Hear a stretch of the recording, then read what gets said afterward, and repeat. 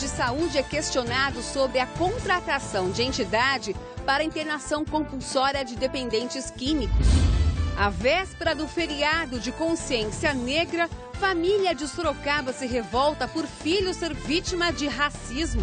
Legislativo de Sorocaba coloca em pauta projeto de lei que restringe o uso de animais em testes. Pedido de ajuda para dar continuidade aos projetos. Essa é a realidade de atletas de Mairinque.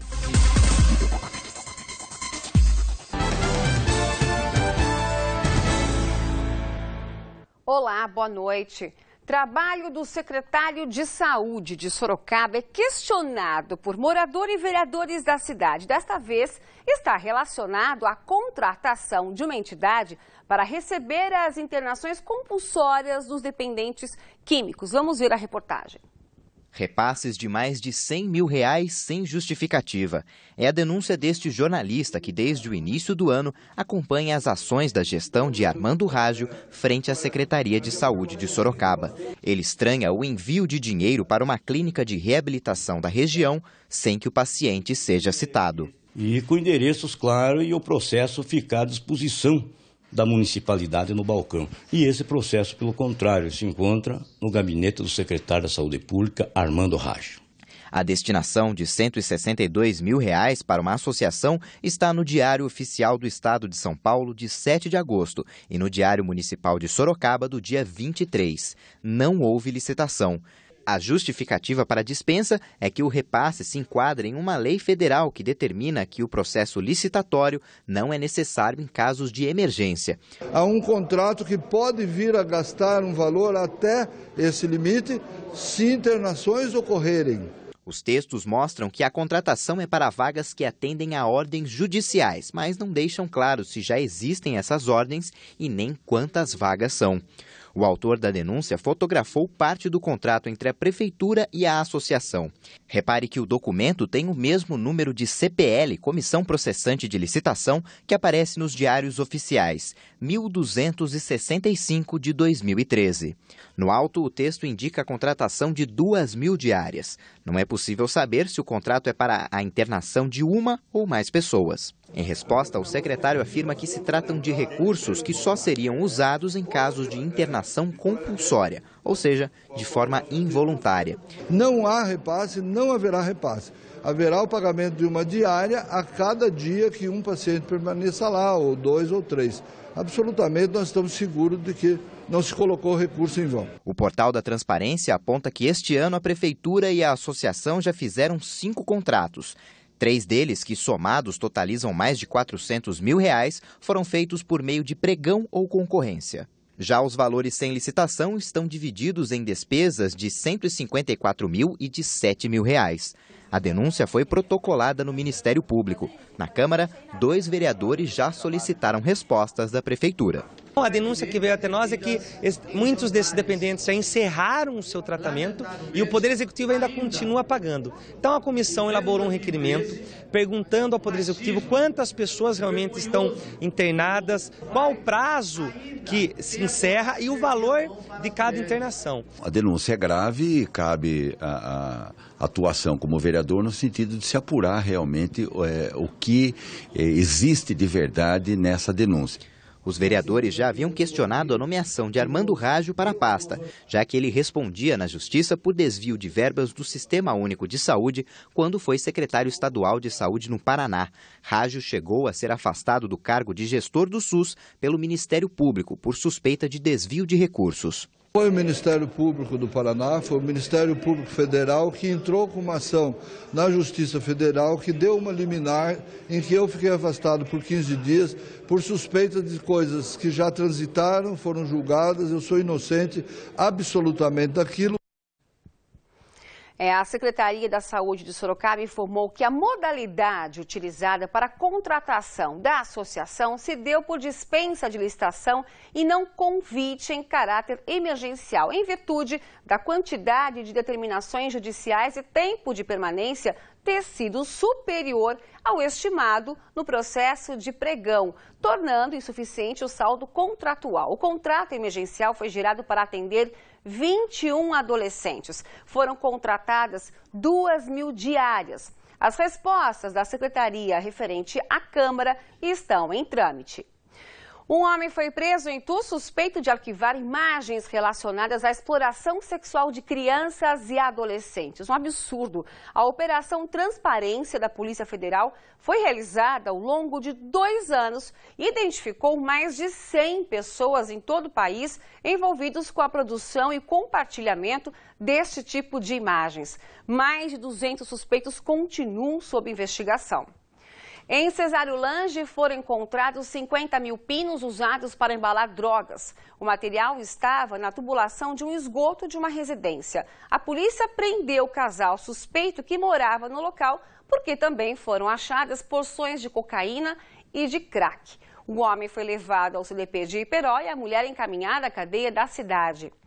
Um carro pegou fogo dentro de uma revendedora de veículos na Avenida São Paulo, em Jundiaí.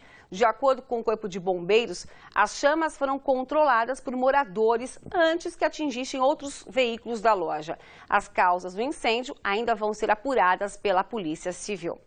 Um caminhão carregado com pedra bateu em um poste nesta manhã no centro de Sorocaba, ao lado da Praça Coronel Fernando Prestes.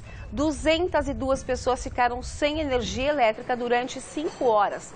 A Defesa Civil interditou o local. Por precaução, algumas lojas também ficaram interditadas. Falta de respeito, limite, educação. À véspera do Dia da Consciência Negra, família de Sorocaba busca ajuda para tentar resolver caso de racismo. Uma outra situação constrangedora é o bullying. Veja a reportagem. O pai não se conforma com a situação do filho mais velho e por isso procurou nossa equipe de reportagem. Ele conta que o menino de 13 anos tem sofrido nas mãos dos colegas de classe. As agressões são físicas e psicológicas. Ele é especial e as crianças aí perturbam ele, usam palavras que acreditamos que nenhuma criança precisa ouvir, como, por exemplo, você é possuído ou louco. O pai matriculou o outro filho na mesma classe na tentativa de acabar com as agressões, mas o bullying continuou. O irmão protege ele nessa relação. O problema é que também acaba sofrendo o bullying e a agressão por conta disso. O aluno frequenta a Escola Estadual Zélia Dulce de Campos Maia, na zona norte de Sorocaba. Para a família, o colégio não é preparado para a inclusão social. Também não existem profissionais adequados para lidar com a situação. Eu acho que um psicólogo na escola e um corpo docente treinado seria bom para todas as crianças e eliminaria em muito essas agressões que as crianças sofrem. A instituição, que tem outros 7 alunos com algum tipo de deficiência, desconhece a agressão sofrida pelo garoto. A mim causa estranheza, porque eu acho que se acontece isso com um filho meu, eu iria na escola imediatamente. E nós não fomos notificados de nada disso, nem de quem estava na sala de aula. Entendeu? Não houve nem comentário de que houve essa briga. Segundo a diretora, só nos últimos 3 meses o aluno começou a apresentar ataques e orientou os pais a tomar providências. Há 2 semanas eu recebi o pai por mais de 1 hora, conversando muito com ele para que leve essa criança ao médico, para ter um diagnóstico de um especialista, para nos trazer um laudo, para depois nós podermos encaminhar para um atendimento específico. A escola estadual possui mais de 1.000 alunos do 1º ao 6º ano e a diretora garante: os professores são capacitados para lidarem com as situações de bullying. É feito todo um trabalho em sala de aula sobre o assunto. Quando ocorre algum problema nesse sentido, né? Os professores trabalham com o assunto, mostrando a todos que isso é um crime, né? Problemas em escolas não são raros. Do outro lado da cidade, outra situação envolve menores dentro da sala de aula. Dona Merlin se preocupa com o racismo sofrido pela filha de 12 anos na Escola Municipal Leonor Pinto Tomás e também nos procurou. A menina foi ofendida e machucada por outro aluno. Ela voltou do intervalo, quando chegou na sala, todo o material jogado no chão, e ela falou: quem jogou esse material, né? Daí o menino falou que foi ele que jogou e que ele não ia erguer, que ela que erguesse, que ele queria que ela saísse daquele local que a professora pediu que ela sentasse e voltasse para essa sala. Daí ela falou assim: não, eu não vou sair daqui. Se você não sair, você vai levar um soco. Mas ela não acreditou que isso ia acontecer. E realmente ele bateu nela.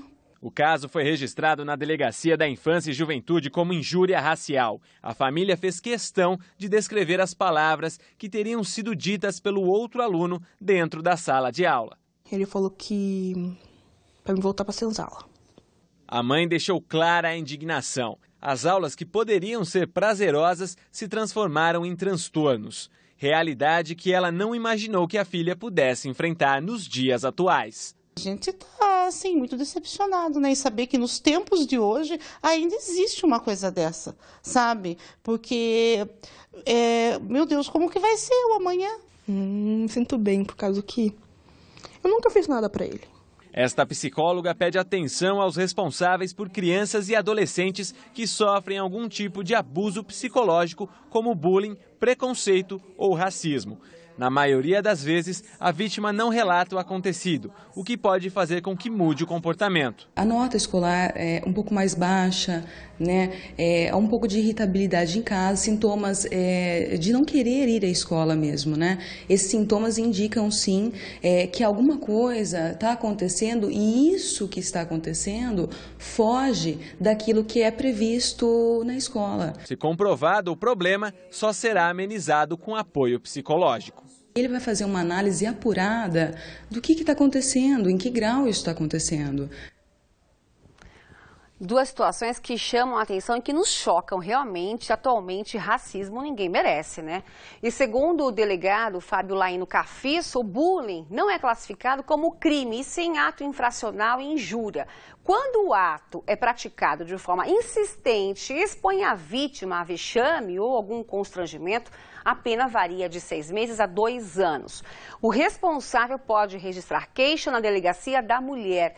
Quanto ao caso de racismo, a Secretaria da Educação de Sorocaba, por meio de nota, disse que toda a situação de denúncia envolvendo o cotidiano dos alunos é discutida por meio do orientador pedagógico junto à equipe gestora da unidade escolar e que não há divulgação externa do fato para a preservação tanto da escola quanto dos envolvidos. Mas alguma atitude deve sim ser tomada.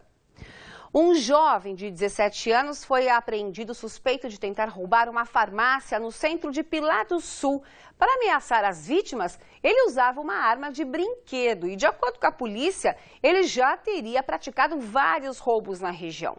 O menor confessou o crime e mostrou onde havia escondido a arma de brinquedo. Ele foi encaminhado à Fundação Casa de Sorocaba. Um homem foi preso porque teria esfaqueado a própria irmã no bairro Campo Largo, em Salto de Pirapora. De acordo com a polícia, durante uma briga entre os dois, a vítima levou uma facada no peito e está internada na unidade semi-intensiva do Hospital Regional de Sorocaba. Segundo os médicos, o quadro dela evolui bem. O suspeito que assumiu a autoria do crime foi levado ao CDP de Sorocaba e vai responder por tentativa de homicídio. 4 homens foram detidos depois de jogarem restos de animais em um terreno em Tatuí. Segundo a Guarda Municipal, o frigorífico não tinha autorização para o despejo. O dono do estabelecimento e os motoristas dos 3 caminhões que estavam no local foram detidos. Os suspeitos permanecem à disposição da Justiça. Um homem foi preso pela polícia de Sorocaba suspeito de ter participado do violento protesto no Instituto Royal no dia 21 de outubro em São Roque. Ele e outros integrantes do grupo teriam promovido atos de vandalismo, como colocar fogo em alguns veículos, inclusive em uma viatura da Polícia Militar. Câmara de Sorocaba discute o projeto de lei que restringe o uso de animais em testes. Veja a reportagem.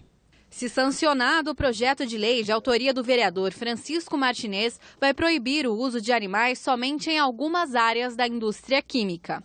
Ele vem a proibir qualquer uso de animal em relação à fabricação de cosmético, de creme, sabonete, enfim, a não ser que seja em situação para uso científico, para remédio, vacina. A iniciativa surgiu depois do caso dos Beagles de São Roque, divulgado internacionalmente. Há um mês, ativistas invadiram o Instituto Royal e resgataram 180 cães usados em testes e pesquisas.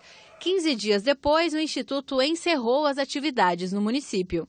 Tudo aquilo que aconteceu em São Roque não tem como deixar que Sorocaba possa conceber algum alvará nesse sentido.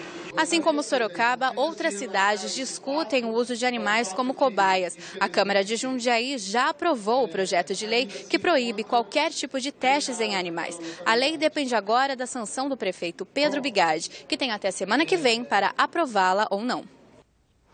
Ainda na Câmara Municipal de Sorocaba, foi instaurada hoje uma CPI para investigar o contrato entre a Prefeitura e a empresa responsável pela coleta de lixo. Essa é a 5ª CPI do ano. Os 7 vereadores integrantes da comissão ainda vão fazer uma reunião até a próxima semana para decidir quem vai ser o presidente e o relator. A CPI tem um prazo inicial de 90 dias, prorrogáveis por mais 90. A quarta-feira deve ser de sol, com pancadas de chuva à tarde e à noite. Em Sorocaba, as temperaturas variam entre 19 e 32 graus. Veja agora como fica o tempo em outras cidades da nossa região.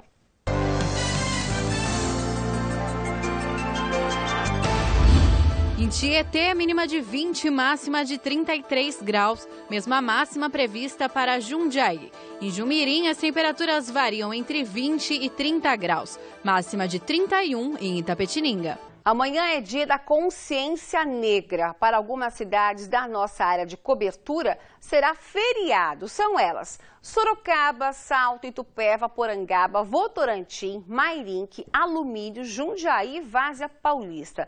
Nesses municípios, bancos e repartições públicas não devem funcionar.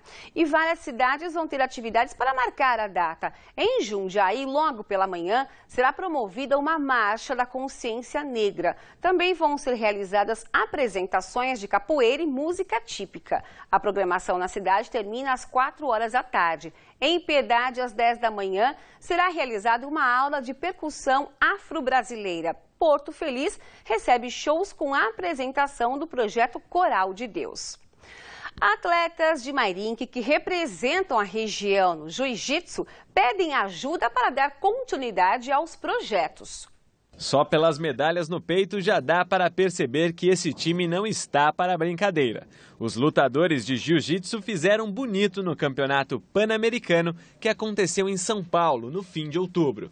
Loureci tem apenas 19 anos e venceu gente bem mais velha. A luta do título foi inesquecível. Graças a Deus eu consegui fazer a luta final com 1 minuto e 27 lá. Foi uma luta bonita. Foram 4 finalizações e uma luta por desclassificação. E o título aqui, ó. Foi por Deus mesmo. Mais curiosa é a história da Gabriela. Com apenas 14 anos, além da medalha de ouro pan-americana, ela já se sagrou campeã mundial. Isso porque antes de derrubar os adversários no tatame, ela fazia aulas de balé. Eu fiz 7 anos de balé, aí eu vinha na academia aqui, via eles correndo, falava, pô, que é isso? Aí eu parei com o balé, precisava fazer alguma coisa, eu vim pra cá, e aqui foi onde me acolheram. E é amor total, assim, aqui. Todos eles e outros 50 alunos fazem parte do Projeto Bandeira, uma ONG fundada há 8 anos por este grupo. E hoje quem toca o trabalho é o Lilton. Aqui tem um trabalho social que abrange o quê?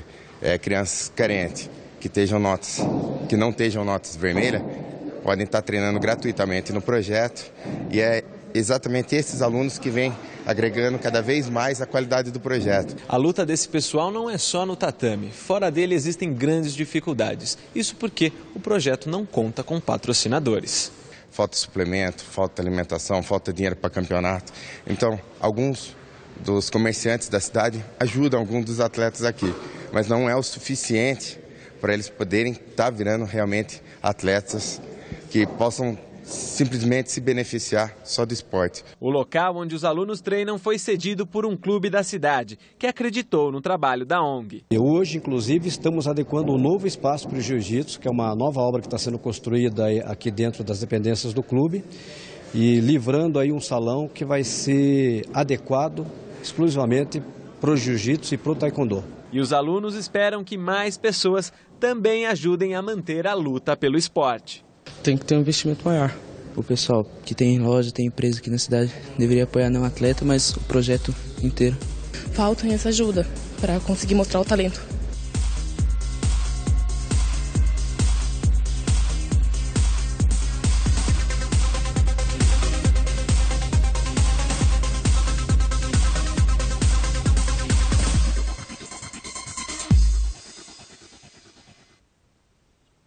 Tá aí, quem sabe agora alguém pode ajudá-los. O Noticidade fica por aqui. Entre em contato com a nossa redação pelo nosso site tvsorocaba.com.br ou pelo nosso telefone 15 3238 8804. Vou repetir, 3238 8804. Fique agora com o SBT Brasil e amanhã cedinho assista Noticidade Manhã com o Fernando Matos. Tenha uma excelente noite.